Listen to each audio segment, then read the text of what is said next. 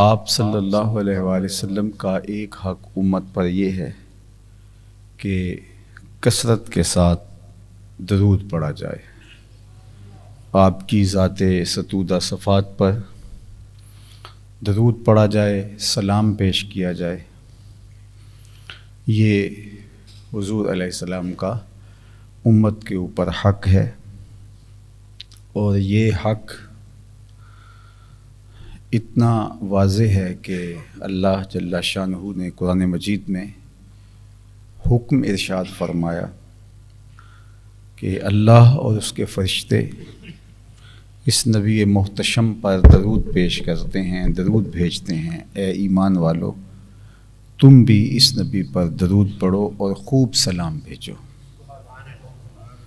تو درود پڑھنا امتثال حکم الہی ہے، اللہ کے حکم کی تعمیل ہے۔ درود کے لیے عربی کا جو لفظ ہے وہ الصلاۃ ہے۔ ان اللہ و ملائکتہ یصلون علی النبی۔ تو الصلاۃ علی النبی، حضور پر درود بھیجنا، اس کی تلقین کی گئی ہے، حکم نامہ ہے اللہ کی طرف سے۔ اور جتنے بھی اعمال خیر ہمیں بجا لانے کی تلقین کی گئی ہے، وہ اللہ خود کرتا نہیں، ہمیں اس کا حکم دیتا ہے۔ نماز ہے، ہم خود پڑھتے ہیں، اللہ کیوں پڑھے گا، اس کے لیے پڑھی جاتی۔ روزے ہم رکھتے ہیں تقرب الہی کے لیے، تو اللہ تو کھانے پینے سے پاک ہے، تو روزے سے بھی پاک ہے۔ زکوٰۃ ہے، حج ہے، دیگر اعمال خیر ہے۔ لیکن درود ایک ایسا عمل ہے کہ جو اللہ اپنے محبوب پر خود بھی بھیجتا ہے اور اہل ایمان کو بھی اس کی تلقین فرمائے۔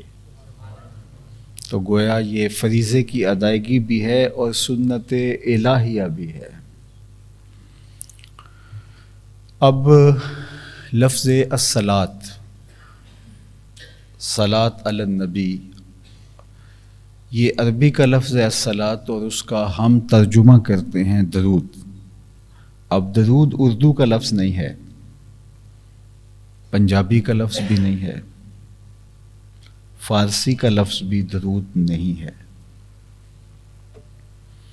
آپ نے کبھی بھی فارسی میں یا اردو میں درود کو صلاۃ کے معنی کے علاوہ کبھی استعمال ہوتے نہیں دیکھا ہوگا، پنجابی میں بھی اور ہم اپنی زبان میں بھی۔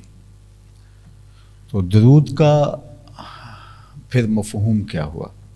صلاۃ کا معنی تو درود کر لیا، تو اب اگر درود کا معنی سمجھیں تو پھر یہ تو غالباً عبرانی یا کسی اور زبان کا لفظ ہے۔ اردو، فارسی، پنجابی، سندھی، ہماری زبانوں کا یہ لفظ نہیں ہے، لیکن معروف ہے، ہم صلاۃ کے مفہوم کو درود سے سمجھتے ہیں۔ تو پھر درود کے مفہوم کو ایسے شخص کو سمجھانا جو درود کے مفہوم کو نہ سمجھتا ہو، تو پھر اس کو درود کہہ کے سمجھایا نہیں جا سکتا۔ ہم تو بچپن سے یہ لفظ سنا ہے، اگرچہ ہماری زبان کا نہیں ہے، لیکن ہماری زبان میں اس طرح شامل ہے کہ ہم درود کے مفہوم کو سمجھ لیتے ہیں۔ ایک غیر مسلم جو اسلام قبول کرتا ہے اور اس لفظ سے آشنا نہیں ہے، اگرچہ وہ اردو دان ہی کیوں نہ ہو، پنجابی ہی کیوں نہ ہو، اس کو آپ کہیں کہ درود پڑھیں تو وہ پھر اس کا معنی پوچھے گا۔ تو اس کا معنی صلاۃ کا معنی درود کر لیا، تو درود کا معنی صلاۃ کر لیا، تو پھر اس کو کیسے سمجھائیں گے؟ تو کچھ درود کا ترجمہ اور درود کا کوئی مفہوم بیان کرنا ہوگا۔ بخاری شریف کتاب التفسیر میں اسی آیت کریمہ کے تحت حضرت ابو العالیہ رضی اللہ تعالی عنہ سے اس حدیث کا، اس آیت کریمہ کے مفہوم کا، درود کا جو متبادل لفظ ہے عربی میں اس کی تشریح کی گئی ہے، وہ موجود ہے۔ تو الصلاۃ کا ایک معنی الدعا ہے، اور جب اللہ کی طرف اس کی نسبت ہوگی تو نزول رحمت اس کا معنی ہوگا کہ اللہ اپنے محبوب پر درود پڑھتا ہے درود بھیجتا ہے تو اس کا مفہوم کیا ہے کہ رحمتیں نازل کرتا ہے. اور جب ہم حضور علیہ السلام پر درود پیش کرتے ہیں تو اس کا مطلب کیا ہے کہ اللہ کے حضور رحمتوں کے نزول کی دعا کرنا ہے. اللہم صلی علی محمد صلی اللہ علیہ وسلم، کہ اللہ پیارے محبوب صلی اللہ علیہ وآلہ وسلم پر رحمتیں نازل فرما. تو دعائے رحمت ہے اور ادھر نسبت ہو تو نزول رحمت ہے. تو یہ اصطلاحی معنی ہے درود شریف کا، صلات کا. اور ابو العالیہ سے جو مروی روایت صحیح بخاری کتاب التفسیر میں اس آیت کی شرح میں ہے، اس میں حضرت ابو العالیہ فرماتے ہیں کہ صلاۃ اللہ، اللہ کا درود مصطفیٰ جان رحمت پہ بھیجنا، ثناؤہ، فرشتوں میں اللہ کا حضور علیہ السلام کی ثنا بیان کرنا ہے. تو پھر درود کا مفہوم یہ ہوا کہ حضور کی مدح و توصیف، خراج عقیدت، خراج محبت، یہ درود کا مفہوم ہے. اور اس کی بہت ساری صورتیں ہیں، اس خراج عقیدت کی، اس خراج محبت کی. لیکن سب سے بہتر صورت اس کی اللہ سے نزول رحمت کی دعا ہے کہ اللہ اپنے محبوب کو ان کی شان کے مطابق مراتب رفیع سے فائز المرام فرما، اور اپنی شان کے مطابق اور محبوب کے مقام کے مطابق ان پر رحمتوں کا نزول فرما. تو یہ ہے درود کا مفہوم. تو کثرت کے ساتھ حضور علیہ السلام پر درود پڑھنے کی تلقین کی گئی، اور یہ حضور علیہ السلام کا حق ہے اور اللہ کے حکم کی تعمیل ہے اور امتثال امر الہی ہے، اور فرشتوں کی موافقت ہے. فرشتے بھی حضور علیہ السلام پہ درود پڑھتے ہیں تو ملائکہ کی موافقت، اللہ کی موافقت، حکم نامے کی تعمیل، اور اللہ کے محبوب علیہ السلام کے لیے رحمتوں کے نزول کی دعا، حضور علیہ السلام کی مدح و توصیف اور حضور کی ثنا، یہ درود کا مفہوم ہے. آقا کریم علیہ السلام نے ارشاد فرمایا درود کے حوالے سے کہ حضرت عبداللہ ابن مسعود رضی اللہ تعالیٰ عنہ سے مروی صحیح ترمذی میں روایت موجود ہے کہ آقا کریم نے ارشاد فرمایا کہ اول الناس بی یوم القیامہ اکثرہم علیہ الصلاۃ، قیامت کے دن میرے سب سے نیڑے وہ ہوگا، سب سے قریب میرے وہ ہوگا جو کثرت کے ساتھ میرے اوپر درود پڑھنے والا ہے. تو گویا درود شریف حضور علیہ السلام کی قربت کا ذریعہ ہے. حضور علیہ السلام کی قربت درود شریف سے نصیب ہو پاتی ہے. اور جمعہ کے دن کثرت کے ساتھ درود پڑھنے کی تلقین کی گئی، اور وہ حضرت ابو امامہ الباہلی رضی اللہ تعالی عنہ سے مروی روایت ہے کہ آقا کریم نے فرمایا کہ جمعے کے دن میرے اوپر کثرت کے ساتھ درود پڑھو، چونکہ تمہارا درود میرے اوپر پیش کیا جاتا ہے. اور فرمایا کہ جو میرے پر کثرت کے ساتھ درود پڑھے گا قدر و منزلت کے اعتبار سے اس کو قیامت کے دن میری سب سے زیادہ قربت نصیب ہوگی. تو حضور علیہ السلام پہ درود پڑھنا حضور علیہ السلام کی قربت کا ذریعہ ہے. حضرت ابو درداء رضی اللہ تعالی عنہ سے روایت ہے کہ آقا کریم نے ارشاد فرمایا کہ جمعے کے دن میرے پہ درود پڑھا کرو، یہ یوم مشہود ہے، فرشتے اس دن حاضر ہوتے ہیں اور تمہارا درود مجھے لا کے پیش کرتے. تو حضرت ابو درداء نے سوال کیا، حضور جب آپ وصال کر چکے ہوں گے تو کیا یہ عمل پھر بھی جاری رہنا چاہیے؟ یعنی آپ کی حیات طیبہ میں تو ہم آپ پر کثرت کے ساتھ درود پڑھیں اور جمعہ کے دن خاص طور پہ درود پڑھیں، یوم مشہود ہے، فرشتے روئے زمین پہ پھیل جاتے ہیں، اور جو بھی درود پڑھتا ہے اس کا درود بارگاہ رسالت مآب صلی اللہ علیہ وآلہ وسلم میں جا کے پیش کر دیتے ہیں۔ تو یہ تو آپ کی حیات طیبہ میں ہوا، اور جب آپ وصال کر جائیں گے تو کیا اس وقت بھی یہ عمل اسی تسلسل سے جاری رہنا چاہیے؟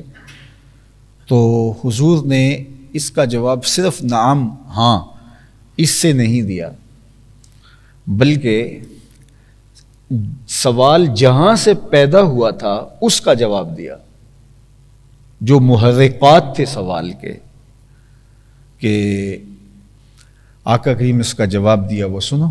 آقا کریم نے فرمایا ان اللہ حرم علی الارض ان تاکل اجساد الانبیاء فنبی اللہ حی یرزق، اللہ نے مٹی پر حرام کر دیا ہے کہ وہ نبیوں کے جسموں کو کھائے، نبی قبروں میں زندہ ہوتے ہیں اور ان کو رزق بھی دیا جاتا ہے۔ تو یہ عمل، یہ تسلسل میرے وصال کے بعد، میرے انتقال کے بعد، میرے اس دنیا سے کوچ کر جانے کے بعد بھی جاری رہنا چاہیے، اور جمعہ کے دن کثرت کے ساتھ میرے اوپر درود پیش کرو، کثرت کے ساتھ میرے اوپر سلام پیش کرو۔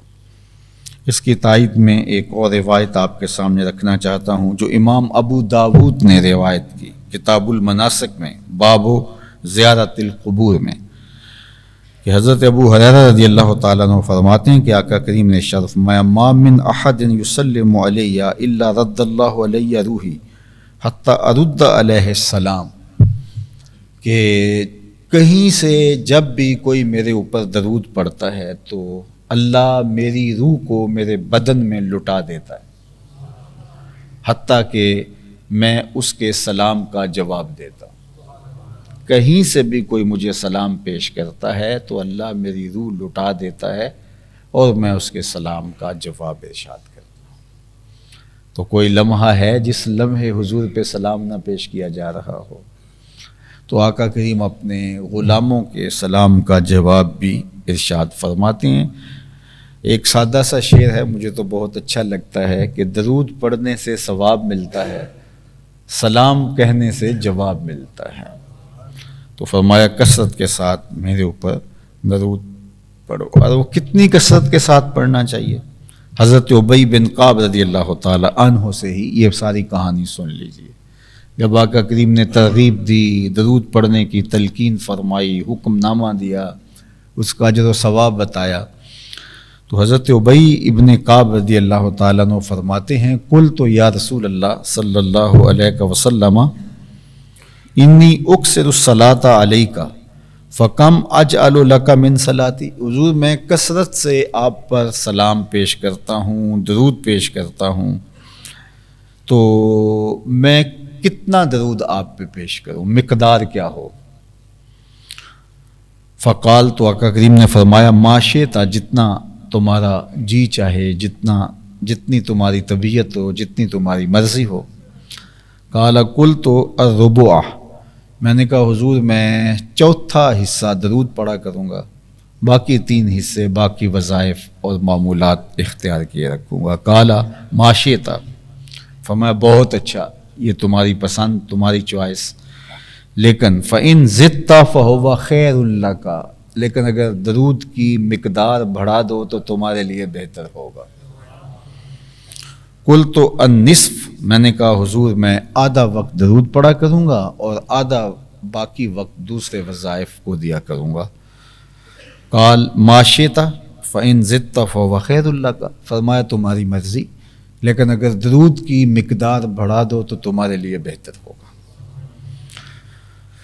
قال قلت فالثلثین، تو میں نے کہا کہ حضور میں 3 حصے درود پڑھا کروں گا اور 1 حصہ، چوتھا حصہ باقی وظائف کیا کروں گا۔ قال ما شئت، فرمایا تمہاری مرضی، فَإِن زِدْتَ فَهُوَ خَيْرٌ لَكَ، لیکن درود کی مقدار کو بڑھا دو تو تمہارے لیے بہتر ہوگا۔ قلت اجعل لک صلاتی کلہا، حضور میں سارے جو ہے وہ نفلی وظائف چھوڑ کر کے آپ پر درود ہی پڑھا کروں گا، میں ہمہ وقت ہی درود پڑھا کروں گا۔ کالا اذن تکفی ہمک ویغفر لک ذنبک، آقا کریم نے فرمایا پھر تمہارے پریشانیوں کے لیے کافی ہو جائے گا اور تمہاری بخشش اور نجات کے لیے یہ کافی ہو جائے گا، تم بخش بھی دیے جاؤ گے اور تمہارے قریب دکھ اور اذیت اور پریشانیاں بھی نہیں آئیں گے۔ اللہ اکبر۔ تو یہ ہے کثرت کے ساتھ درود پڑھنے کی تلقین کا فرمایا جانا۔ اللہ اکبر۔ حضرت انس رضی اللہ تعالیٰ عنہ سے معروف روایت ہے جو کتب احادیث میں موجود ہے کہ آقا کریم علیہ الصلوۃ والسلام نے ارشاد فرمایا، من صلی علیہ صلاۃ واحدۃ صلی اللہ علیہ عشر صلوات وحطت عنہ عشر خطیات ورفعت لہ عشر درجات۔ آقا کریم نے فرمایا جو میرے اوپر ایک مرتبہ درود پڑھتا ہے اللہ جل شانہ اس پر 10 رحمتیں نازل فرماتا ہے، اس کے 10 گناہ مٹا دیتا ہے اور 10 درجے بلند کر دیتا ہے۔ یہ درود کی برکتیں ہیں جو اللہ نصیب فرماتا ہے۔ حضرت رویفہ بن ثابت الانصاری رضی اللہ تعالیٰ عنہ سے ایک روایت لے لیجئے، فرمایا حضور نے کہ من صلی علی محمد، جو محمد صلی اللہ علیہ وآلہ وسلم پر درود پڑھے، وقالا اور کہے اللہم انزلہ المقعد المقرب عندک یوم القیامہ، جو قیامت کے دن میرے لیے اللہ کے حضور دعا مانگے کہ اللہ اب میرے پیارے محبوب کو بہترین جگہ اور مقام جنت جو ہے وہ محشر کے دن عطا فرما، وجبت لہو شفاعتی، تو میرے اوپر لازم ہو گیا کہ اب میں اس کی شفاعت کروں گا۔ جبکہ ہم یہ نہ بھی کہیں تو مقام محمود پہ رب اپنے مصطفیٰ جان رحمت کو بٹھائے گا ہی، وہ مقام محمود ہے ہی حضور کے لیے، وہ منبر نور بنایا ہی حضور کے لیے، لیکن ہمیں کہا گیا اگر تم بھی دعا کر دو تو پھر تمہاری ساتھ شفاعت کر دیں گے، ورنہ میں نے تو اپنے محبوب کو عزتوں کی مسند پہ بٹھانا ہی بٹھانا ہے۔ تو درود پڑھنے سے حضور علیہ السلام کا قرب نصیب ہوتا ہے، درود پڑھنے سے اللہ جل شانہ کے حکم کی تعمیل ہوتی ہے، موافقت ملائکہ نصیب اور موافقت الہی نصیب۔ دروشی پڑھنے سے گناہ معاف ہوتے ہیں، دروشی پڑھنے سے درجے بلند ہوتے ہیں، درود شریف پڑھنے سے رحمتوں کا نزول ہوتا ہے، اور فرمایا جب تم کچھ بھول جاؤ تو درود پڑھو تمہیں یاد آ جائے گا۔ اللہ اکبر۔ اور ہمیں حکم دیا گیا جب بھی کسی مجلس میں جاؤ تو مجلس درود سے خالی نہیں ہونی چاہیے۔ دیکھیے ہمارا دین ہمیں یہ سکھاتا ہے، خطبے میں درود ہے، نکاح کے خطبے میں درود ہے، عیدین کے خطبے میں درود ہے، اسی طرح آپ عام خطبہ دیں اردو میں دیں اس میں درود شامل کیا گیا ہے، اس کا جو خطبہ ہے پہلے۔ اسی طرح نماز کے اندر بھی تکمیل نہیں نماز کی ہوتی جب تک مصطفیٰ جان رحمت پہ درود نہیں پڑھ لیا جائے، حالانکہ نماز خالص عبادت اللہ کی ہے، لیکن اس کی تکمیل بھی اتنی دیر تک نہیں ہوتی جب تک درود نہ پڑھ لیا جائے۔ تو آپ کی کوئی بھی مجلس ہو، نجی مجلس ہو، گھریلو میٹنگ ہو، تمہارا کوئی بھی معاملہ ہو، تو اتنی دیر تک مجلس اختتام پذیر نہیں ہونی چاہیے جب تک حضور پہ درود نہ پڑھ لیں۔ بیٹھتے ہوئے اٹھتے ہوئے درمیان میں کثرت کے ساتھ حضور پہ درود پڑھا جائے تو وہ رحمتوں اور برکتوں کا محبت بن جائے گی۔ وہ جگہ جہاں آپ بیٹھے ہوئے وہاں انوار اترنا شروع ہو گئے، جہاں درود کا تحفہ حضور کی بارگاہ سے پیش کیا جائے گا۔ اپنی اولاد کو درود پڑھنا سکھاؤ، ان کو درود کی ترغیب دو۔ درود پڑھنے سے نسل میں پاکیزگی پیدا ہوتی ہے، عفت اور پاک دامنی آتی ہے، طبیعتوں میں لطافت آتی ہے، نرمی آتی ہے، رقت آتی ہے، فرما برداری اور اتباع کے جذبے پیدا ہوتے ہیں، احساس کی دولت پیدا ہوتی ہے، طبیعت کے اندر سختی جو ہے، اکڑ پن جو ہے وہ ختم ہوتا ہے درود پڑھنے سے۔ اس لیے کثرت کے ساتھ اپنی اولاد کو درود پڑھنے کی ترغیب دو۔ درود پڑھنے کے جو ثمرات ہیں، درود پڑھنے کے جو فائدے ہیں، درود پڑھنے کے جو اثرات ہیں انسان کو نصیب ہوتے، تو ان میں سے ایک یہ ہے کہ اولاد پاکیزہ ہوتی ہے درود پڑھنے سے، تو ان کو درود پڑھنے کی تلقین کرو۔ اور یہ بھی فرمایا گیا کہ درود پڑھنے سے رسول کریم صلی اللہ علیہ وآلہ وسلم کی قربت نصیب ہوتی ہے، اور یہ اتنا بڑا ذریعہ ہے حضور کی قربت کا کہ اس سے اور بڑا کوئی ذریعہ نہیں ہو سکتا ہے۔ تو حضور علیہ السلام پہ کثرت کے ساتھ درود پڑھنا یہ انسان کی خوش بختی ہے، اور بدبخت ہے اللئیم کل اللئیم، حضور نے فرمایا وہ شخص کمینہ ہے، مکمل کمینہ ہے، جس کے سامنے میرا ذکر کیا جائے اور وہ میرے اوپر درود نہ پڑے۔ اور بعض روایت میں فرمایا البخیل کل البخیل، وہ شخص بخیل ہے، مکمل بخیل، کنجوس ہے پرلے درجے کا، کہ جس کے سامنے میرا نام لیا جائے اور وہ میرے اوپر درود نہ پڑے۔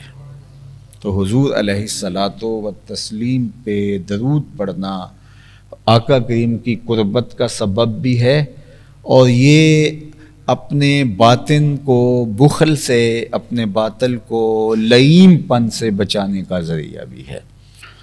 درود شریف پڑھنے سے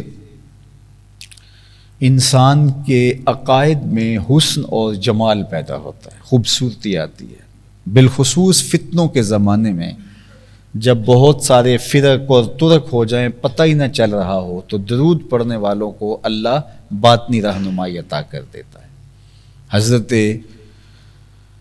امام زین العابدین سے کسی نے کہا کہ حضرت جب کثرت سے فرق اور ترک ہو جائیں گے اور ہر شخص مدعی ہوگا کہ میں ہی حق پہ ہوں، اور ہر شخص قرآن اور حدیث کی بات اپنے ہاتھ میں لیے کھڑا ہوگا اور اپنی طرف کھینچ رہا ہوگا، تو ایک عام آدمی کے لیے تو مشکل ہوگا انتخاب کرنا کہ وہ کدھر جائے۔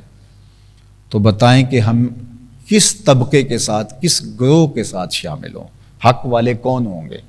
تو امام زین العابدین نے کہا کہ جو اہل السنہ ہیں وہی اہل حق ہوں گے۔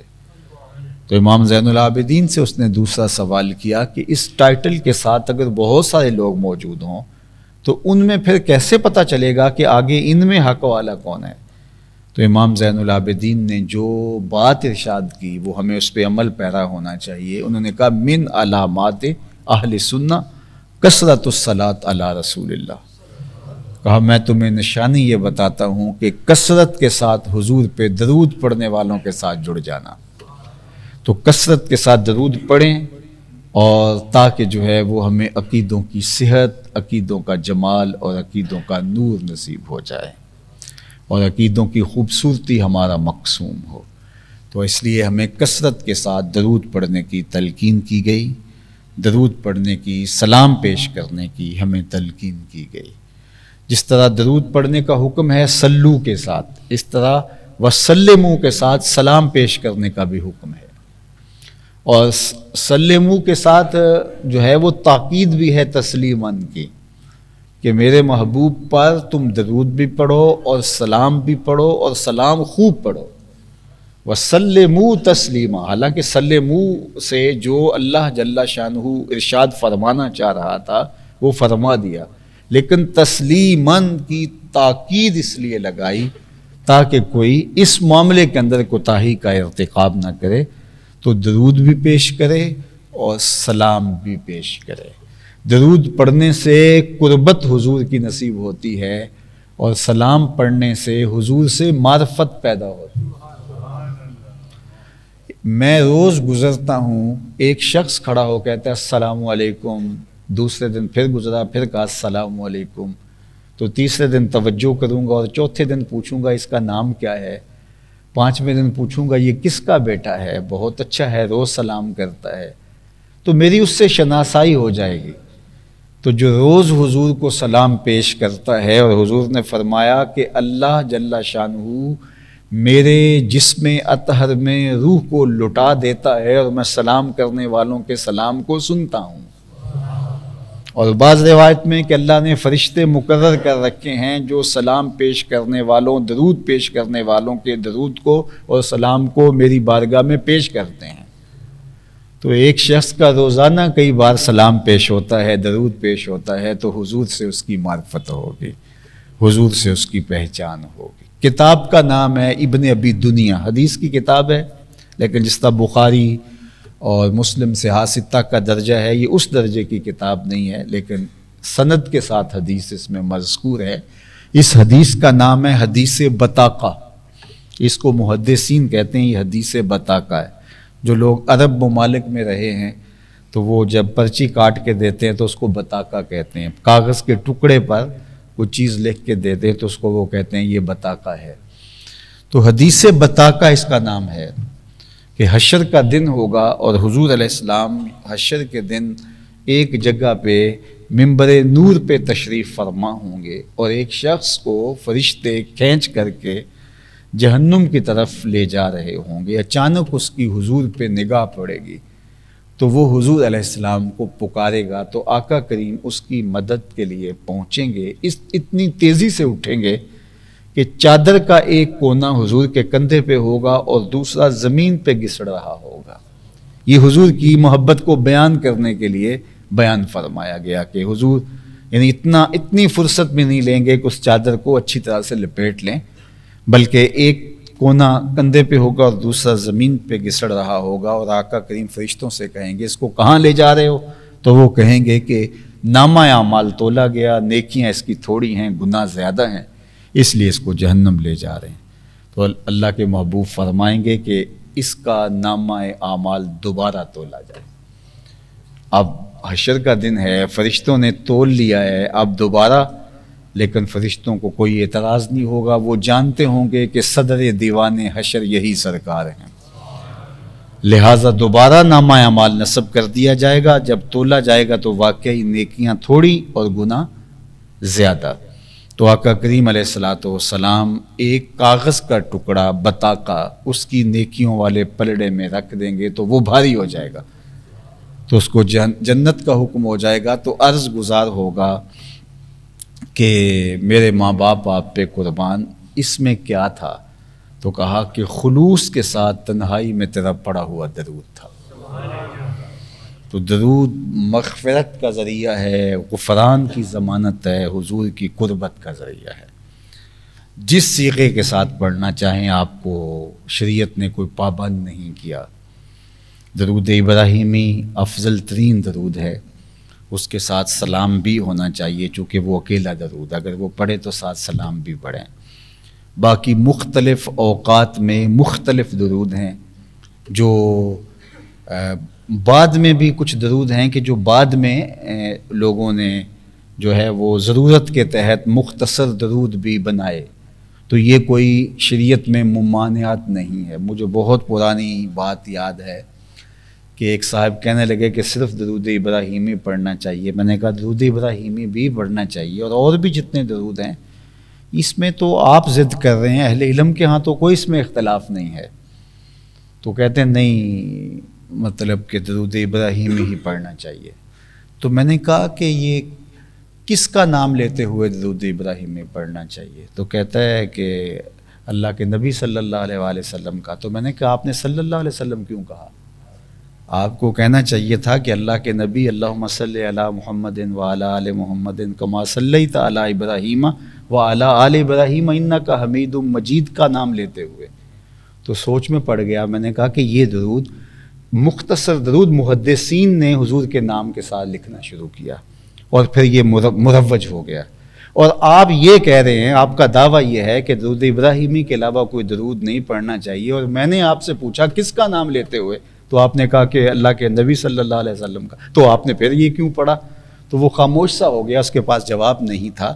تو بعض ضدیں ایسی ہوتی ہیں، اہل علم میں اس میں کوئی اختلاف نہیں ہے، اختلاف ہے مخاطبت کے صیغے کے ساتھ، یعنی ایک طبقہ کہتا ہے کہ الصلاۃ والسلام علیک یا رسول اللہ نہیں کہنا چاہیے، یہ جو ہے وہ حاضر کا صیغہ ہوتا ہے، لیکن اس میں بھی پھر آگے دو صورتیں بن جاتی ہیں۔ بعض نے کہا کہ جو ہے وہ اس کو شوقیہ طور پہ کہہ سکتے ہیں، حکایت کے طور پہ کہہ سکتے ہیں، انشاء کے طور پہ نہیں کہتے۔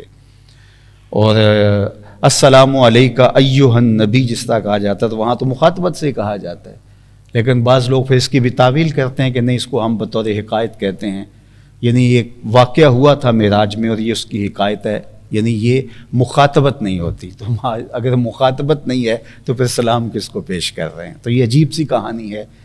اور کچھ دوستوں نے، اب تو نئی کتابیں مارکیٹ میں بھی آ گئی ہیں، تو السلام علیکہ ایھا النبی جو نمازیں چھپی ہیں نئی، اس میں سے نکال دیا گیا ہے، تو السلام علی النبی کر دیا گیا ہے کہ یہاں ہم پھنس رہے ہیں تو چلو تھوڑی سی تبدیلی کر لیں۔ صحیح ابن خزیمہ سے ایک روایت لے کر آئے ہیں۔ تو بہرحال یہ ایک اختلافی بات ہے، اور میرا روح سخن یہی ہوتا ہے کہ جتنا بچا جائے اتنا بہتر ہے۔ تو جو بھی آپ پڑھنا چاہیں حضور پہ درود پڑھ لیجئے، کثرت سے درود پڑھیں گے، پھر خود بخود اندر روشنی ہوگی، پھر یہ بھی پتہ چل جائے گا کون سا پڑھنا چاہیے کون سا نہیں پڑھنا چاہیے، ساری روشنیاں ہو جائیں گی۔ پھر کچھ چیزیں اندر سے جو ہے وہ چیزیں ملتی ہیں، اندر سے فیصلے ملتے ہیں۔ تو بحثوں مباحثوں اور مناظروں میں تو کبھی فیصلے نہیں ہوئے، فیصلے تو اندر سے ہوتے ہیں۔ تو اس لیے کثرت سے درود پڑھنے کا ایک فائدہ یہ ہے کہ صاحب درود سے محبت بھی پیدا ہوتی ہے، اور اگر بخت جاگ جائیں تو زیارت بھی نصیب ہوتی ہے۔ اور حضور کی زیارت کا شوق ایک مومن کے دل میں، یہ بھی حضور کا حق ہے کہ اس کی آرزو ہو کہ مجھے اب میرے آقا کی زیارت ہو۔ یہاں کوئی اپنے لیڈر کو دیکھنے کے لیے، وہ سیاسی رہنما ہو، وہ مذہبی رہنما ہو، وہ جو ہے وہ کسی شاعر سے کوئی محبت رکھتا ہو، یہ اس طرح اور بھی دنیا کے مختلف شعبہ جات سے دلچسپیاں رکھنے والے جس سے محبت رکھتے ہیں، اس کو دیکھنے کے لیے بے تاب ہوتے ہیں، تو ایک امتی اپنے نبی کو دیکھنے کے لیے بے تاب کیوں نہیں ہوگا؟ تو درود کی برکت سے حضور علیہ السلام کے دیدار کا راستہ بھی کھلتا ہے۔ اور آقا کریم نے یہ بھی ارشاد فرمایا، من رآنی فی المنام فقد رآنی، جس نے مجھے خواب میں دیکھا اس نے مجھے ہی دیکھا۔ شیطان خواب میں آ کر بھی میری مثل ہونے کا دعویٰ نہیں کر سکتا۔ اور پھر یہ بھی ارشاد فرمایا، من رآنی فی المنام فسیرانی فی الیقظہ، جس نے مجھے خواب میں دیکھا ان قریب جاگتے بھی دیکھ ہی لے گا۔ ساری زندگی نہ دیکھ سکا، جب سانس ٹوٹ رہی ہوگی رخ محبوب سامنے ہوگا، اور اگر اس وقت حضور کا دیدار ہو جائے تو بتاؤ اور کیا چاہیے۔ سوکھا نکلے سا ظہوری جے ویخ لواں مکھ تیرا۔ تو جس نے حضور کو خواب میں دیکھنے کا شوق سینے میں رکھا ہو، اس کے لیے بہترین وظیفہ یہ ہے کہ وہ حضور پر درود پڑھے۔ اس کا نتیجہ یہ ہے کہ کثرت درود سے صاحب درود کا دیدار نصیب ہوگا۔ تو یہ ہے درود شریف حضور کا حق جو امت کے اوپر لازم ہے۔ تو اس لیے ہمیں کثرت کے ساتھ ان پر درود پڑھنے کی تلقین کی گئی ہے۔ میرا مضمون پھر تشنہ رہ گیا، آئندہ جمعہ پھر اسی عنوان سے گفتگو ہوتی ہے۔ وہاں